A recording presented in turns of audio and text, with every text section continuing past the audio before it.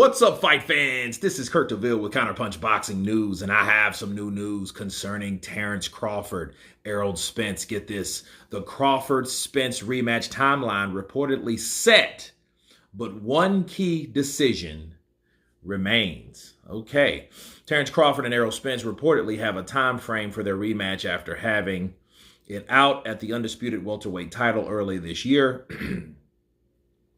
And now the modern day fight between Crawford and Spence may not see another option other than trying to avenge the defeat.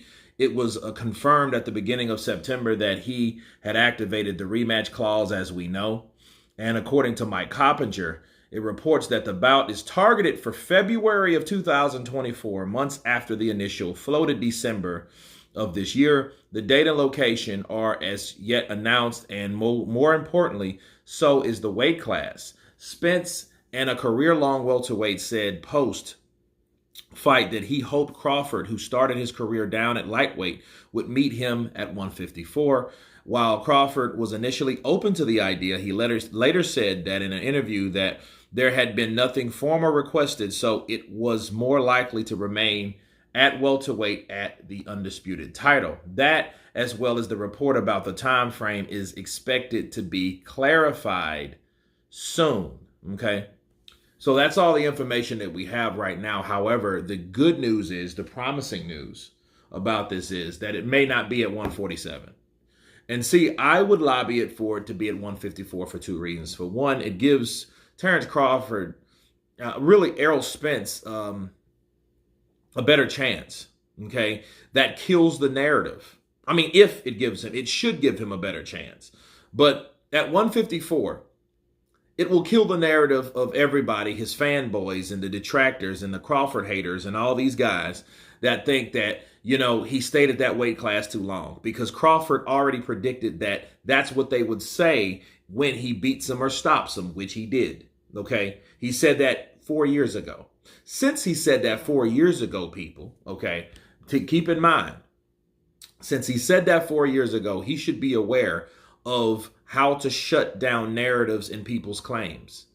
I don't think he should be comfortable with the idea of fighting him at 147, because people are then going to say, well, hey, he already stated the weight class so long or too long. You've already confirmed that and predicted that. So why are you fighting him at 147?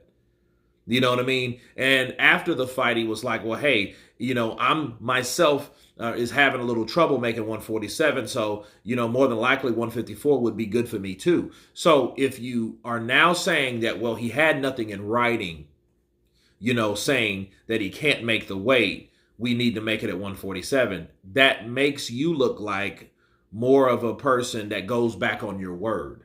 Okay. And that does not look good for Terence Crawford. And I know Terence Crawford, I think, and I feel he's a solid guy. Okay, I think he's a solid bloke all the way through, 100. However, if he goes down that route, that just shows that, hey, I'm the dominant side, so you bend to my will. I'll make it harder for you. I make it, you know, not as comfortable for you, and you have to make that same weight, in the same weight that a lot of people now that make the new narrative that claims that Errol Spence stayed at that weight class too long, so why don't you try him at 154, so there will be no more of excuses about Errol Spence. Because if you beat Errol Spence at 154, a lot of things happen and a lot of things change for a lot of reasons. One, you kill that narrative. You're just better than Errol Spence. Okay, we've seen that before. Now there's no other excuse that anybody else can throw. You know, they can throw up that car wreck shit, but you know, who cares at that point? You've beat this man at 147. You've agreed to fight him at 154, and you beat him up then. Then at 154, who also is champion? Jermell Charlo. Okay, now you're at 154. So you're not as far away as someone like Canelo claims you are to make that a legitimate fight with him. Okay, so if that's the case, you're at 154 and you beat him at 154. So you're pretty much the equivalent champion at that weight class also. You just beat him at another weight class. So you're looked at as the king, and you are able to hold your own at 154. And then you got 160. Then you got 168. Okay, well, Canelo Alvarez, now, you know, that argument, well, I won't get credit. That's the equivalent of of Gervonta Tank Davis reigning and defending at 140, okay, and then saying, hey, I want to fight Terence Crawford, let alone go to 147. And a lot of these times with these special fighters, a lot of times the size doesn't matter like you think it does.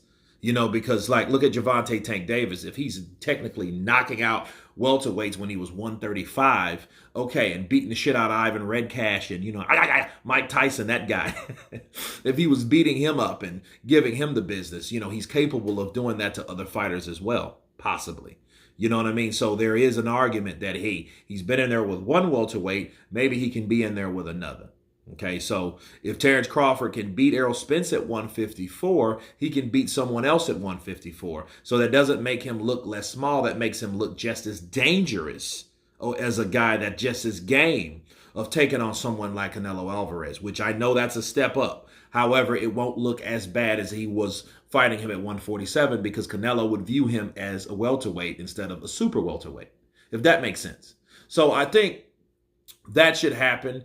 And I hope Terence Crawford decides to remember his words.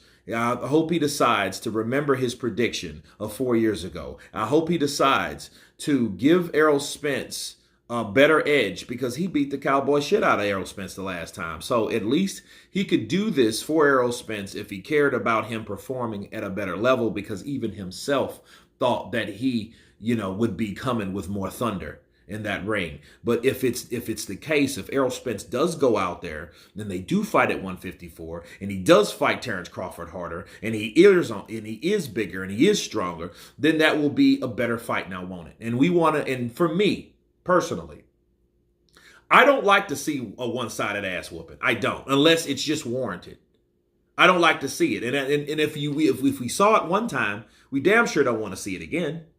So I'm like, I want to see competitiveness. I want to see everyone's gifts shine at the right time when they're performing. You know what I mean? I want these guys to show their best of what they can do at the same damn time. I don't want, Errol